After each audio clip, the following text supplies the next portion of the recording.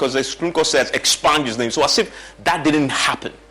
But for the purposes of analysis, this is James Zachikwesi, the NDC parliamentary candidate, so that I'm not in contempt of the Supreme Court. The NDC parliamentary candidate who contested in the 2020 elections, he won that by 55.2% in Assin North. So bear that in mind for a second. The reason why the three Assins for us is important is that Assin North, as a constituency, as a standalone constituency, existed. But in 2012, something very interesting happened. And to understand this, you have to bring in a certain gentleman called Kennedy Japan. Kennedy Japan's constituency, and I want to isolate this area here. Before 2012, this area was one that Kennedy Japan had won quite handsomely. And by the way, this is Assin Central in the middle there, right? And that is where Kennedy Japan holds and is a current incumbent member of parliament. And he's been winning this area here, this broad area here, together with Assin North. He's been winning it, right? And then something happens, and there's some political calculation that changed the map here, right? And then you come to Assin South. And Assin South is held by John Ntimfojo, who is a deputy education minister, who won it by 29.3%. So that is close, not by much. So if you look at the three Assins as I'm talking about, you will immediately notice that two of the Assins are held by MPP incumbent members of parliament. Only one of the Assins is held by the NDC as we go into the by-elections. So that immediately tells you a story. But what was happening there in these three Assins? First of all, the first thing to notice, this area in this part here, that include the Assin North and the Assin Central, all used to be called Assin North, right? And I want to isolate that for you. So this area here, this area, and you want to take out the Assin South. They all used to be called Assin North. But then the NDC in 2012 did something very interesting. They realized that although Kennedy Japan was winning Assin North, and this whole area, as I've set circle for you, was one big constituency, and it was winning both. But they realized that in the northern part of Assin, that whole area of Assin North, this part of it, and this, by the way, this area here is the Ashanti region. They realized that northern part, they were getting significant votes, right? And so something interesting happened. They decided then to divide Assin North into two. And that's you see on your screen there, the Google Earth location, trying to locate for you what I'm talking about, just to illustrate for you visually, to appreciate this. And as we go into the elections on the 2027, all this will come to play in trying to understand who has the edge and who's to lose in the elections. So the NDC realized that, listen, we have a strong footing in the north of Assin North, to put it plainly. A place that Kennedy Japan strong candidate has been winning nonetheless. So they carved it into two. Of course, because of the district, numbers, etc., and legitimately so. But of course, for political reasons, they did so. Before they did so, they've consistently been losing in Assin North. But the year they did so, in 2012, something interesting happened. And that's my next point here, to then begin to appreciate why the Assin North contest on the 27th will be very interesting. So this then begins to give you a picture of what I'm trying to say. You've seen the map, right? And remember what I was saying, that before this whole contest we were going in 2012, this whole area was one, and then it was divided. Assin North was divided, and then Central was created. Kennedy Japan went to contest in the central part because he knew that that is where the MPP have the strongest number of votes, and so he contested in that and won. The NDC also knew that in the northern part was a stronghold of theirs, and of course, true to form, they won that. Let's go back to the point that I was making with this particular trend analysis that tells the story. So let's go first to 1996 as we move into the latter years, right? And if you look at the numbers here, And this is Kennedy Japan, right? And this is Kennedy Japan coming in 2000. And by the way, focus for me for a second. This area here, we are talking about the Assin Central area, right? And by that time, all this time, it was Assin North going in. He won it by 56% in 2000. You have again winning in 2004, again Kennedy Japan by 58%. So you begin to see he was tilting just at the 50s because of the impact of the northern part of that constituency, which was one big constituency, right? And then you come to 2008, again 55. So you begin to see the trend beginning to emerge. If you begin to link this, you begin to see the story emerging of just around the 50s, plus or minus 55 is what he was winning by, throughout. And then you come to the point I was making earlier, that year, and that's why we've circled this for you here in this bracket here. Something changes. All of a sudden, the focus on Assin North changes slightly. The NDC government then of John Dramani Mahama then decides to carve this out. Of course, the Electoral Commission did its job and they carved this out. And they created the Assin North and Assin Central. Kennedy Japan then decides, well, I'm now going to be contesting Assin Central, and listen and watch what happens. Immediately they created this, the NDC wins Assin North for the very first time. If you discount what happened in 1996, where the NDC won it by a clear margin, since then, Kennedy Japan has been winning until 2024. The first time it was carved out, the NDC wins it for the first time since 2000. The MPP comes in second with 44%. And this was in 2012. So that tells you a story that if you're really looking strictly at Assin North, which only came into existence in this current form in 2012, who has the upper hand? Well, don't come to the conclusion until you see what happens the next year, the next election year in 2016. Remember that what happened in 2016, there was a tsunami that blew away the NDC administration. And in comes the NPP winning it again, coming back to win that seat with Abena Droa Mensah, coming back to win it by 56.8% of the votes there. The NDC loses it by 39%. And my argument is this only happened because, as we know, of that tsunami that swept through in 2016. Other than that, this should be an NDC hold. If you look at the Assin North, I'm just, again, pay attention to the demarcations. The Assin North part, the NDC believed it is theirs and they won it the first time it was created. And then no wonder. If you come to the latest election, which was in 2020, the NDC wins it back. And that backs the argument. That backs the argument that the NDC believes, and the three elections show that they believe they have a foothold in this part. If you're looking at the history, in this part of Assin, the Assin North area, they believe they have a foothold, and no wonder they won. But it is not as straightforward as that. So James Achikwesi was a strong candidate. It was a strong candidate. Then don't be surprised that the NDC wants to put him up again, in spite of his legal troubles. They still want to put him up because he's strong. It's a strong candidate. He won it back for them in a place that they should win. He won it back for them. But this Assin part is also a very interesting part because they are very nuanced in the way they vote. And you need to look at the presidential and parliamentary voting pattern to understand that. The first, you see, they vote NDC throughout 1996. They vote MPP throughout 2000. Again, I remember the background I gave you earlier. This time it was Assin North, not divided into North and Central and South. It was just Assin North and Assin South. The Central was created way later. Again, Kennedy Japan wins it. Again, Kennedy Japan wins in 2008. And then in 2012, NDC, that is created now, divided into two, Central and North, and then NDC wins. They win both presidential and parliamentary. But look at what happens in 2016. As I said, they again come back and MPP wins it.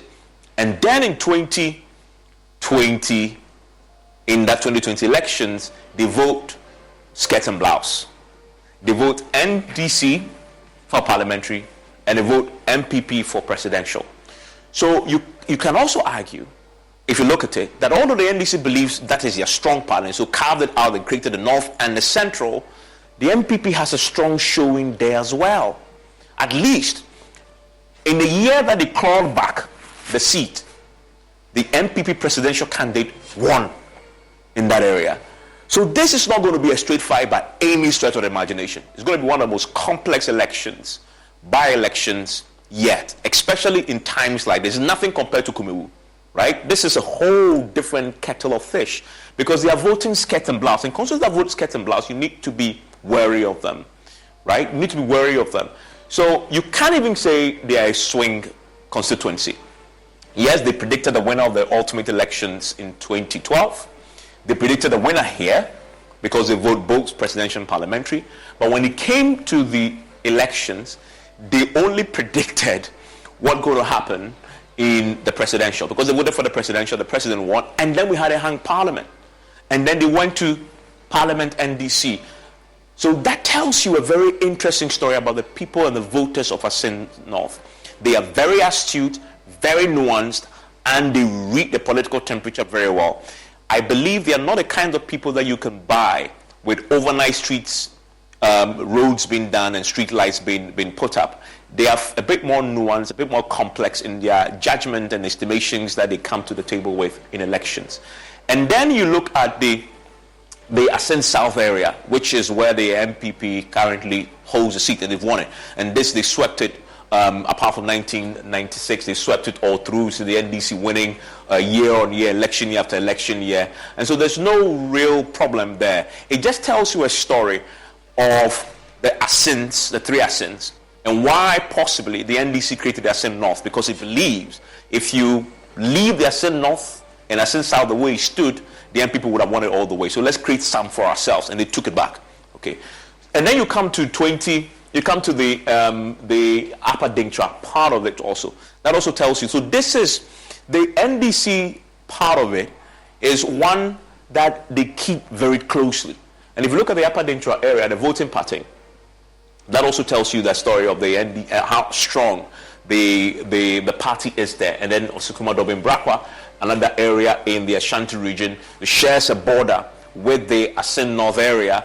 And then you see an MPP stronghold as well, also emerging year on year, and as we've seen over the last elections, again they also voting skirt and blouse. So very nuanced in terms of the border that you have, and that trickles into Assin North as well. So this is going to be a very complex elections going into the primary. So the question to ask yourself is, who has the upper hand? Who has the edge? Considering that this is a parliamentary elections, right?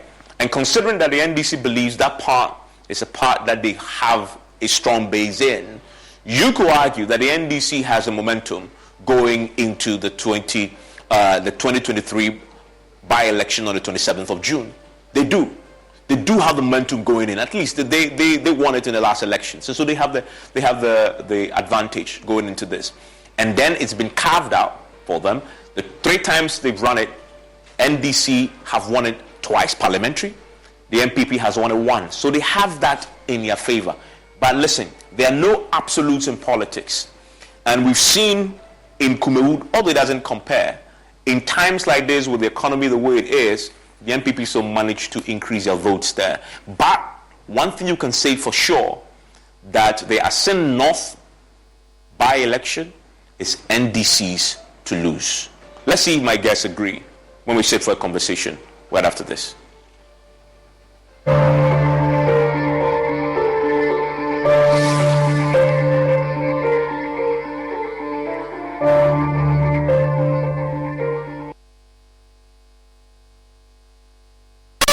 Crazy pa. Answer me now, me. Whiskey.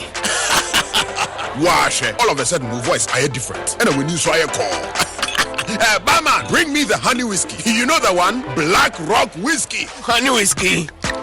Chalet, honey near dear frau. Black Rock whiskey is strong. Now so taste me is smooth and it goes down easy. Excuse me.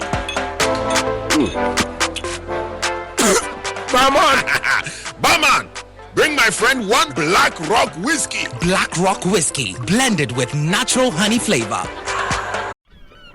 We're recording this Progressive commercial on a real boat to let people know that when you bundle your home, boat, and other vehicles... What was that, Flo? Progressive saves you money, Jamie. Why are we doing this on a boat? We were going for authenticity. We're going to the city? Authenticity. You mean Atlantic City? But we're not in the Atlantic. Are we? Bundle your home and other vehicles with Progressive.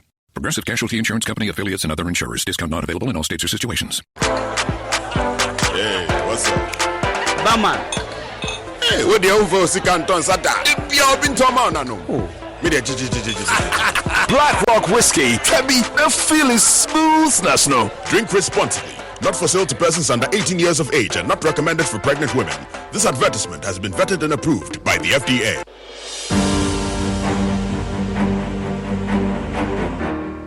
My name is Tina. I am a person living with HIV. I got to know my HIV status after I gave birth and lost the child because of HIV.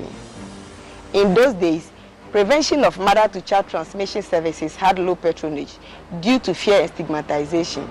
Today, many HIV-positive women have delivered negative children. I follow the guidelines and take my HIV medicine called ARVs every day, as prescribed by my doctor.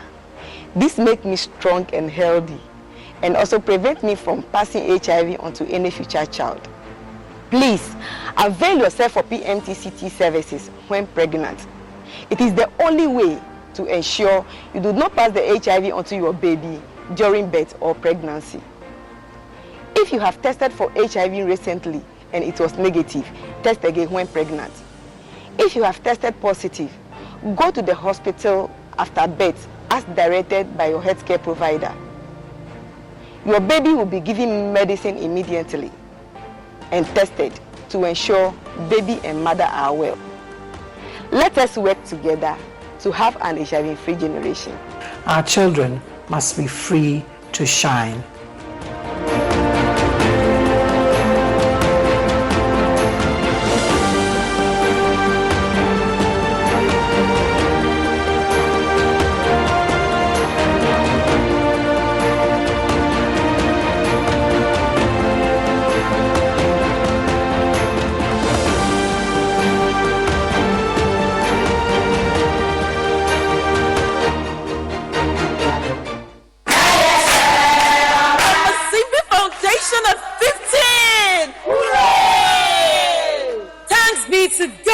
Mama Zimbi Foundation, empowering widows for economic independence. On the 10th of June, Yeshia will Breaking Yoke Ministry International, Klagon, from 8 a.m. to 4 p.m. Sadano, New Christian Hospital, Ebema Ekrafono, free screening and health talk.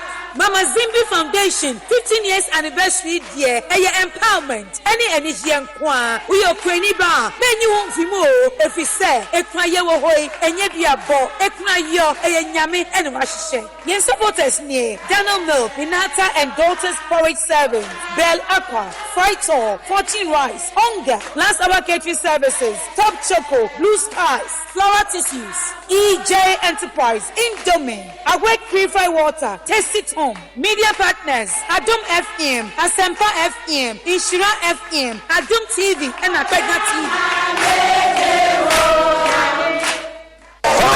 EcoBank salary account, bro. See, with the EcoBank salary account, you will enjoy free life insurance, free debit card, save while you spend, and an amazing chance to double your salary. And even more consolation rewards in the EcoBank double salary promo reloaded. Guy, this EcoBank salary account sounds interesting. What do you think?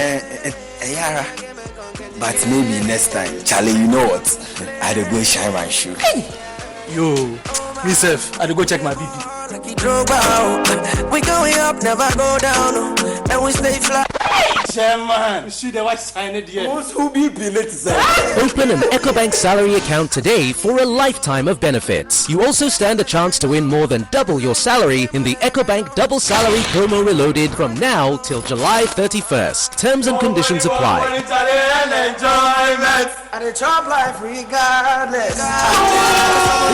Under the supervision of the National Lotteries Authority under the Caritas Lottery Platform. The Pan-African. Can he tee up someone in red? And it goes to one! Do not say! After 5 Champions League, you want to know? I be the real goat, chairman. I be the real goat. The left magician, the left magician. Who is the goat? Ghana Jollof or Nigerian Jollof? Ghana Jollof has no co-equal. The smell alone. Oh my God. No, that shift. You two the lie, eh? Now the same stew when they use cook the rice and then they go put them for top. You are lying. Ghana Jollof.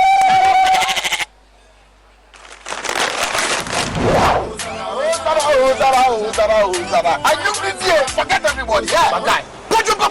Put some respect on the goat. On the goat. The only goat I know lives in Tama. Every year we give to you back. We are talking about PET. I want some Yagia to face. Except be the goat, huh? My guy, him be the goat. Though our choice of goats may differ in football, music, and jollof, Alomo Bitters always brings us together. Alomo, experience greatness in every moment. Drink responsibly. Not for sale to persons under 18 and recommended to pregnant women. This advert is FDA approved. For crystal clear and thrilling podcasts and live shows, download and listen to us on Apple, Spotify, TuneIn, Google Podcasts, MyJoy Online, Amazon services like Echo, Amazon Music, and Audible, Stitcher, Adom Online, Overcast, and Pandora. Take note of everything. Sign up for the multimedia digital platforms now to stay updated. Score HD, the new exciting football channel, is now available only on HD Plus and brings you football from around the world. Watch Sadio Mane and Daniel Kuvichre in the top weekly match of the Bundesliga 1 and DFB Cup, Primera Liga, Copa de la Liga Profesional. See Ronaldo in the Saudi Pro League, as well as daily sports news every other hour. Also, get updated on Messi and Mbappe on PSG TV and many more. Feely on HD Plus channel 151. Agrono Ede, HD Plus, the Feely experience.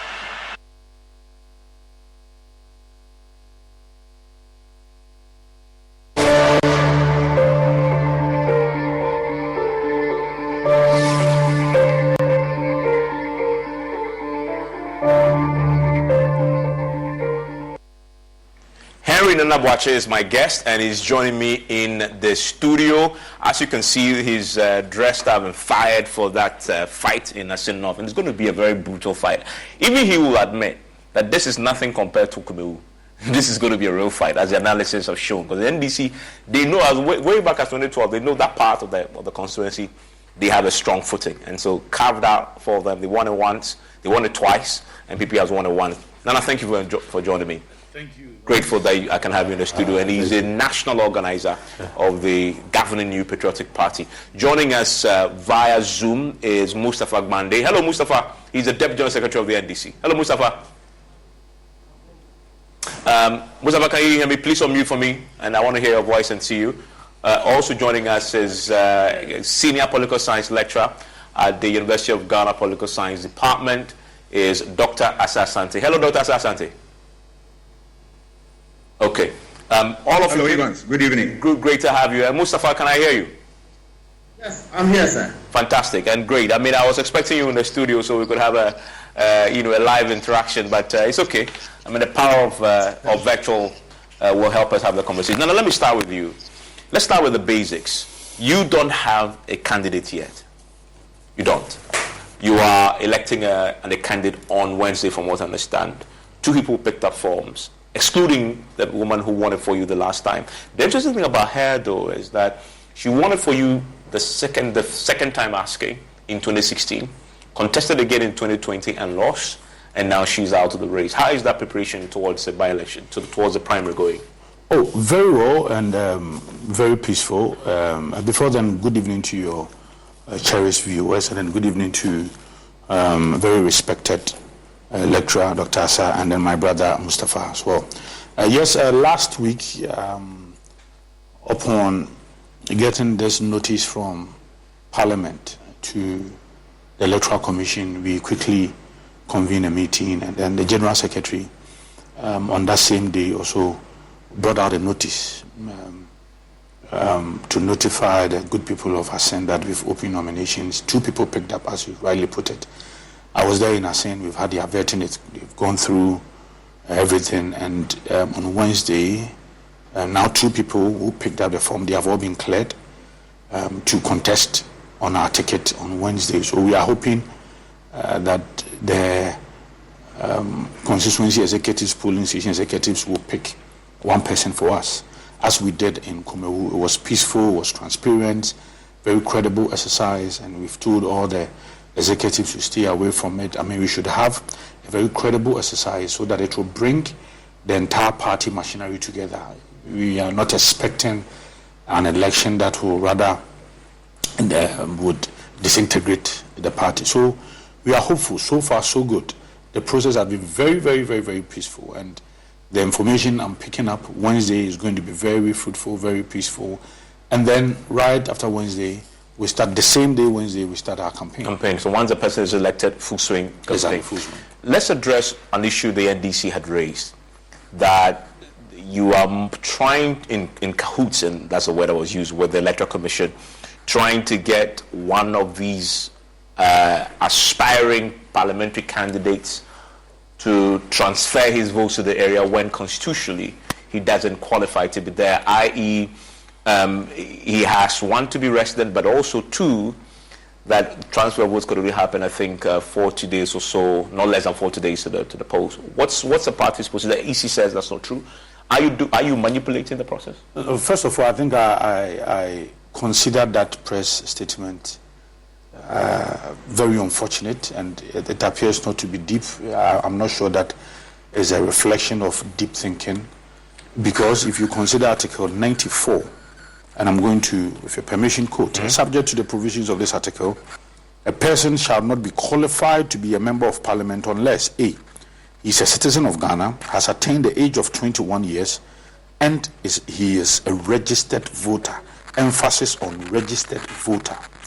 B, he is a resident in the constituency for which he stands as a candidate for the elections to parliament, or has resided there for a total period of not less than 5 years out of the 10 years immediately preceding the elections for which he stands, or he hails from that constituency. So when I read a press statement, I was surprised that it was coming from a big party like the NDC, because first of all, you don't have to be a registered voter. According to the 1992 Constitution, Evans, you don't have to be a registered voter in the constituency you intend to contest before you become eligible to contest. No, that is not. You only have to be a registered voter. Is he a registered voter there? Is he a registered voter? He is a registered voter. Not registered voter in the constituency. But registered voter by the constituency. Yes, but B, he hails from there. Yeah. In fact, both candidates are from Assin Breku. Both candidates are far and above 21 years. They are all Ghanaians. They don't hold dual citizenship, with emphasis on dual citizenship. They are all Ghanaians, and we've checked that. The NDC quotes not the Constitution, but they quote Regulation 22 of the Public Elections Regulations, and that vote, which says a voter transfer can only be effected for an ordinary citizen not less than 42 days to a public election. Even first of all, it doesn't even come in at all, because you have not even made any application to the Electoral Commission. And the gentleman in question has also not made any application to the Electoral Commission for his transfer of vote, or the party itself. We've not made any application. And then you see, I'm trying to be mindful of my language, because there are two persons involved in this contest. Yeah. I would not want to mention the name of this person so that it will appear as if national organizer is campaigning for one particular person. So this is Charles Opoku, by the way. I mentioned this. It's Charles Opoku, the accusing, that you are orchestrating to get his votes moved to Assin North. He has not made any application. We as an MPP party, because in the statement... So he's a registered voter. Does he vote in Assin North? No, he doesn't. Okay. He did not vote in Assin North in the 2020 elections. He is a registered voter. In fact, even in our own constitution, right, our own constitution says that you have to be a registered voter in the constituency you intend to contest. However, National Executive Committee and regional party, in consultation, can dispense with that provision. So even in our own constitution, we have that provision that, yes, you would have to hail from that place, you would have to be a registered voter in that constituency. But however, depending on the appropriateness of the circumstance, we can dispense with that provision. So the ultimate law, governing all elections in Ghana is the 1992 Constitution. The requirement is that you have to be a registered voter. And that is the most important thing. And both of them are registered voters. Both of them are qualified. Both of them are very eligible. We've done our scrutiny, we've done our checks, and both of them are qualified. So when I saw this statement, I was surprised that it was coming from, governing, a main opposition party seeking to govern the country. I was surprised because, first of all, the statement it does not hinge on any law. It appears to be just mere allegation throughout. It appears to be just hearsay, nothing but, for me, it lacks deep thinking. Yeah. Let me bring in Mustafa Gbani. Mustafa, so to that allegation, that's the position of the MPP on it. I noticed that in your statement, you say our unimpeachable sources have revealed that contrary to the clear requirement on the nomination form for the Assin North by-election, which demands that a candidate in the election must be registered voter in Assin North, the said Charles Opoku is not a registered voter in Assin North constituency. He's quoted a constitution that doesn't require the candidate to be a registered voter in the constituency, but a registered voter, pure and simple. He is a citizen of Ghana, has attained the age of 21 years, and is a registered voter. He is a registered voter. So what's the issue? Please unmute for me. Can you hear me? I can, yes. Right. Good evening to my brother, Nana B, who is going to lose on 27. I think that the NDC's conversation is very simple. That as we speak, can you hear me, Evans? I can, loud and clear. As we speak, we have 20 clear days to the by-election. And the said individual, Charles Opoku, in 2020 voted in Assin North in Takwa Usoyem constituency. Yeah, he's confirmed he didn't vote there in 2020. Correct. He's never been a voter in Assin North. He does not have a voter's ID card in Assin North. He is not on the Assin North voters register. And that we are saying that for such a person, he cannot transfer his vote within the period that CI 127 allows for votes to be transferred, which is supposed to be within 42 clear days. And that the young man would not have the period to be able to transfer his vote. In other words, the MPP is presenting one of their parliamentary candidates who, if he wins the primaries, he will not be able to partake in the election. No, let's clarify that. Let's clarify that. The constitutional provision says, subject to the provision of this article, a person shall not be qualified to be a member of parliament unless he's a citizen of Ghana, has attained the age of 21, and is a registered voter. I mean, if you want to stretch the argument, you could say he may not be able to vote for himself in the constituency, but he will simply, that nothing disqualifies him to run. But that's not our position. Because his name is not in the register there. Is the MPP presenting a candidate who will be asking for votes, but himself will not vote? That Charles Opoku, if he becomes the MPP's parliamentary candidate, possibly on Wednesday, or otherwise, would he be voting? No, he will not be voting. And so are they presenting a candidate who himself will not vote, but yet expect to be voted for? And so we are saying that the MPP is clearly presenting a candidate who does not qualify to vote in the first place, because he does not have time on his side to meet the requirements of the 42 days. In other words, our claim is not in contravention of Article 94 of the Constitution of the Republic of Ghana, which the MPP and the EC is relying on. If you look at Part 1 of the EC's own forms for the purposes of this election, the form states that the candidate who is filing his document should be able to quote his polling station. But yet this candidate does not have or this particular individual, if he becomes a candidate, does not have a polling station number in Assin North. So how do you put in that candidate to go for a by-election or to go and stand as a parliamentary candidate? Hold on. Let's, Nanabi, can you address that for me? I mean, I find that argument very loose. You see, he's trying to shift the goalpost. You cannot release a press statement, accuse the elections management body that they are in cahoot with the ruling parties, the governing party, to do something illegal, and then come out to just make such simplified argument. No, this is a very serious allegation. You said that they are in cahoot with us to transfer the votes of the man, and we are saying that we've never done so. Look, in Kumawu, we presented a candidate who was in a similar situation, right? And Mr. Nim was not a voter there, but he hails from Bodomase. He came and then he won, and he even increased our vote. So the Kumawu candidate who won the by-elections for you. So this is not the first time, yes. So this just passed by-election. Exactly. He didn't vote for himself? No, that is it. He did not vote. Okay. But he won the election. He won the elections.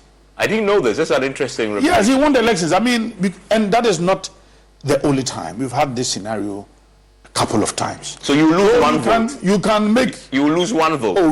If we lose one vote, you are going to win with 1,500 votes, because that is what is going to happen. We are going to win the Assin North elections with 1,005 vote difference. But there is a moral argument that he raises. How do you contest in an election as a candidate? You're asking everybody else to vote for you, but you can't vote for yourself. I don't see any problem with that at all. What are you going to do? And for me, both of them, the young men we are presenting, those who are contesting, they have done far more in the constituency, more than even the MP himself. But doesn't that show your inability to vote in that election in which you are a candidate? Doesn't that show your connection to that constituency? The true connection is what you have been able to do for the community. In this case, both gentlemen, I am aware of the things they've done, the support they've been giving people in the constituency, the physical infrastructure they've been supporting, the things they've been doing. I think for me, that is the most important thing, that they are able to extend a helping hand to the people in Assin North. That is the most important thing, right? I would prefer somebody who is a registered voter, who hails from there, supporting the constituency, rather than somebody who holds a dual, who is trying to one way or the other. Now, I would prefer the person who is not a registered voter in the constituency and a person who is facing criminal charges and who is probably facing a 10-year jail sentence. I would prefer that. Very interesting conundrum indeed. Let me bring in Dr. Yes, Dr. Asante, what's your take on this? Very interesting. So the candidate, if he wins, and by the way, we are making a lot of assumptions here. There's a primary. So there's no guarantee that he may even win, right? But this individual, if he wins, presents a scenario where he's asking for people to vote for him, but he himself can't vote in that election. What's your reading of this? Hello, Dr. Very Asante. interesting. Yeah. And you did can you hear me? I can, Evans? yes.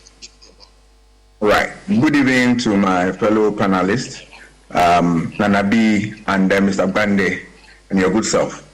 If you look at the conversation, it's a very interesting one. Interesting in the sense that here you are canvassing. If you should get a nod from the MPP, you are going to canvass for votes, but you yourself is not interested in your affair, right? Very, very moral question that is being raised here. But if the rules of the game allow that, why not?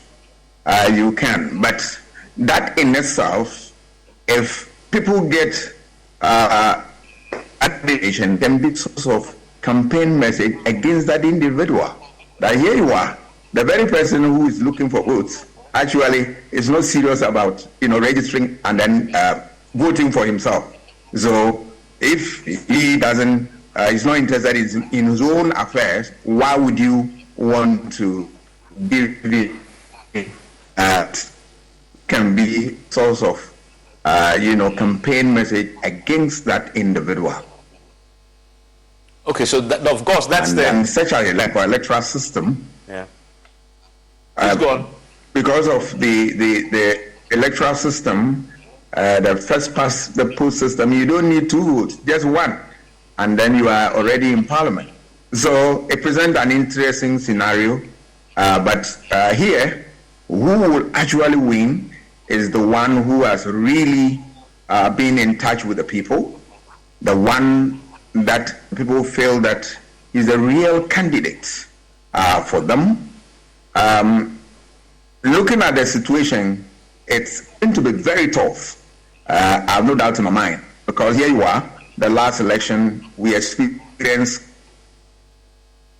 cat and blow, president of P and P for DC. Very interesting scenario. And then unfortunately, Dr. Sassan, we're having a stuttering line with you. Let's hope that we can reboot that and come back to the conversation. Let me bring in Mustafa Gbande for a second. Mustafa, just the last bit on this. So you shouldn't have an issue then, right? Because to be fair, your substantive press statement alleged that there was a conspiracy to transfer the votes contrary to law. Do you admit that that was in error? That claim was not founded because the MPP haven't even applied to the EC to make this transfer? And the EC themselves. The EC has confirmed that, by the way. That's true. The EC has confirmed that there's no application like that and they are not considering anything like that. If you read our statement, which we still stand by, that the MPP is in cahoots with the Electoral Commission to try and import a name of someone who does not vote into Assin North onto the register to be able to vote. We still stand by that because our sources tells us, our intelligence have informed us that Charles Opoku, who is a candidate and one of the aspirants within the MPP, is not a voter in Assin North. Yeah, so that's a fact. The MPP hasn't denied that. Yes, that is a fact. That is a statement of fact. But they haven't denied that. But what is not a statement of fact is a suspicion of a conspiracy. The suspicion of a conspiracy comes from the fact that our intelligence sources are very clear. They have not denied the enforceability or the validity of Regulation 22 of CI 127. They have not denied, except to say that they are jumping around the fire and situating their argument on Article 94. But even the fact is that clearly, if you are talking about the issues of allegiance, that you are bringing a total stranger to a constituency where he does not vote, and your argument is that suddenly Nanabi and his government have lost popularity, that they are now having to ride over a popularity of a person who does not vote in the constituency to be able to win a seat. So this is not it's a very low conversation. Let me ask you. Let me ask you. Does the NDC intend to make this part of your campaign message? We as long as he is not illegally imported onto the the voters register of Assin North, we don't think that there will be a crime, or we don't think that something would have been done wrong. But once we had the intel that that is what they were going to do, for which we spoke to, now they are running away from that fact. Now, if they bring his name onto the register, then we will have a course of action. But in terms of messaging, does it strengthen your message? Of course, not even strengthen our message. He makes a case that Nanabi and his government are presenting a candidate who has no legal allegiance to the constituency. He does not vote there. He does not add up to the numbers of the people who take decisions for the constituency, and that they are just bringing him because they found deficiency in their government, they are not working, they have no track record to follow, and that let's go and fish out for somebody who does well for the constituency, somebody who has been doing good and sharing things for the constituency, the people in the constituency, to come and represent us. Meanwhile, the person doesn't vote there. So what is the possibility of the person's allegiance to the people of Assin North? This is a man who is going to be asking for votes. If he wins the MPP primaries, he'll be asking for votes, but himself does not vote to count the total number of people who will win that election or who may not win that election. It's neither here nor there. Yeah, I mean, it's interesting you bring up the word allegiance, and I've been reading the Supreme Court's judgment today on the and even the same people are accusing the Chikwueze of allegiance to another country as at the time he is contesting as a member of parliament, for which we are going for a re-election. Is it not the same allegiance matter? But in the case of the Chikwueze, even before he filed, he has renounced his citizenship outside. This matter, the lawyer say is now settled. I mean, pending a review, is settled. That as far as this matter is concerned, renunciation only takes effect and is legally recognized when you're holding a certificate. And he was not in possession of that document, and so he still held allegiance to Canada. Well, so the Supreme Court having given Chikwueze a clear opportunity to review, because but today you've applied for extension of time. You apply for extension of time, and your party's legal team say they are considering within the time that they will be granted. That will be heard whether to file or not. We are already in a by-election, so clearly the Chikwueze is a victim of injustice, is a victim of which hunt by Nanabi and his government and his party put together, who are just using the Chikwueze, to as it were get rid of him so that they can restructure the hung parliament that has increased the level of accountability on this government. Yeah, Mustafa, stay with me. Let's. So clearly, you're going to have a messaging that points out. He says your candidate, if he wins, his allegiance to the constituency. I mean, it's a loose campaign message. Look, we have had Mr. Kwesi, who stayed out of Ghana for 41 years. He never had any touch in the constituency. 41 years he was outside. He was enjoying in Canada. These young men, they've always been in Asimbruku, always been around. And you see, the fact of the matter is that the framers of the constitution thought it wise that yes, you have to be a Ghanaian, a citizen of Ghana. You have to be 21 years and above, and you have to be a registered voter. And then they came to be, and then they said that you can even stay, you can even be there. So the argument he's making, for instance, if I stay in Domeko Abenya, if I don't come from Domeko Abenya, and then I contest, then what he's saying is that because I don't come from there, then I cannot even contest. That is why they gave 3, sets of criteria you have to meet. So then you have to hail from there. Right? So that same argument, if he's making, then you will say that, look, you presented a candidate who was going to parliament, yet he never respected our laws. He never renounced his citizenship before he contested. And now he is facing charges of perjury and forgery. And he is facing 10-year jail sentence. If he is convicted. If he's facing. Yeah, I know. Yeah. So clearly, I would have preferred that these 2 young men, they hail from there. They are known there. They have been supportive to the constituency.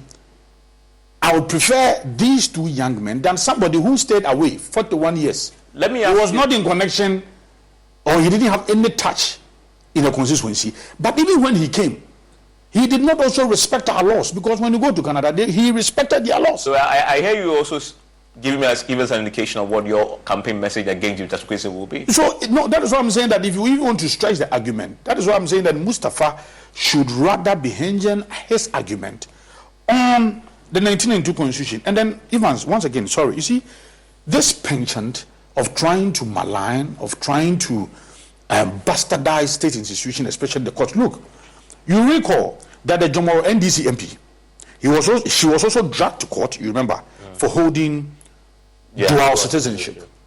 Then the court said, no, she's free to go. It was merry-making for the NDC. They were happy, they were in court. So in that particular instance, they hailed the court. Now you come to Cape Coast High Court. And then Cape Coast High Court says that according to the documentation I have before me, this gentleman never renounced his citizenship before contesting or before filing his nomination. And for that matter, he cannot, his election is invalid. And because of that, you are bastardizing the court. But in one breath, you were hailing the court. Look, Adamu Dramani Sekande, it was the same law he faced. It was the same court. He was an MPP. I switched to Boost Mobile and got a free Samsung Galaxy A23 5G phone. Want to know the best part? It was free? Nope. The fact that it's on America's largest 5G networks? Nope. It's the ding. Oh yeah, love the ding. Right? It's all about the ding. It's the dingarooski, the dingaroner, the ring-a-ding-ding. Unleash your power to save with Boost. Get a free Samsung Galaxy A23 5G phone when you switch. Boost Mobile. Unleash your power. And the ding. Limited time offer. New customers only. Available on select networks. 5G not available everywhere. One device per line. Tax excluded. Additional restrictions apply. See your local Boost Mobile store for details. Wendy's Strawberry Frosty is back for the summer. Because if it's summertime, it's Frosty time. Beach time? Frosty time. Tea time? Frosty time. Me time? Frosty time. Treat yourself to Wendy's Strawberry Frosty this summer and make time for Frosty time. Choose wisely. Choose Wendy's. Now open till midnight or later. Limited time only. Participating U.S. Wendy's. Hours may vary. MP. He was dragged to court for some of these same issues. By the way, for those who haven't read the judgment, please find it. The Supreme Court took time to reference that and actually commented that it was sad that none of the parties in the case actually expanded on the the Musa Kande and Sumala Bilbil's matter, because they say it was on all fours similar. All four similar. With this one. Yes. Let me ask all four similar. So that is why I'm trying to say that we should not, first of all, if you listen to my brother Mustafa, he is not giving you any credible source of information. I want to quickly move away from that. He is only trying to conjecture. And for that matter, because of your own conjecturing, you want to bastardize the Electoral Commission. No, this is the Electoral Commission that supervises your own internal elections, and you became Deputy General Secretary. And afterwards, you But he says that he have intelligence. So where from that intelligence? So that is what I'm saying, that you have to give us some credible information. You cannot He can't share his thoughts with you. No, look at the section they quoted. The section they quoted, it does not even come into this because you haven't triggered because you have not even applied. Okay. Nobody. Stay with me. Let me quickly bring in Dr. Assin. Hopefully his line is great now. Dr. Assin, let me ask you the big question. So going into the 27th by-election, who has the edge? A very difficult question, because if you look at the grounds, the last election, as I was saying, skirt and blouse. Presidential for the MPP, parliamentary for the NDC. Now we are looking at parliamentary elections. If you look at the issue of the fact that the constituents put Jachi Kweshin into office and he did not that if the NDC is able to manage their pain well. Unfortunately. Hello, Dr. Sasante? Okay. Unfortunately, the line isn't helping. But let me ask the two political leaders of the parties. First to you, Mustafa Bande. You are going into these elections. Yeah, you won it in 2020, but this is not clear-cut. The analysis show that. And Dr. Assin was onto something that I pointed out. Even when you won it back, you lost the presidential. That further just reinforces the strength of Honorable Jachi Kweshin and his relationship with the people of Assin North. And let me quickly correct that my brother's assertion that the Jachi Kweshin have been in Canada for 40 years is not true. And that as at the time he was contesting as a member of parliament, he was a duly registered voter in Assin North, and that he counted into the votes that amounted to his win. He's worked closely with the people of Assin North, which is why they have made him their member of parliament. And that because he has that relationship, Nana B and his people are trying hard to remove a man who was legitimately elected by his people to lead them.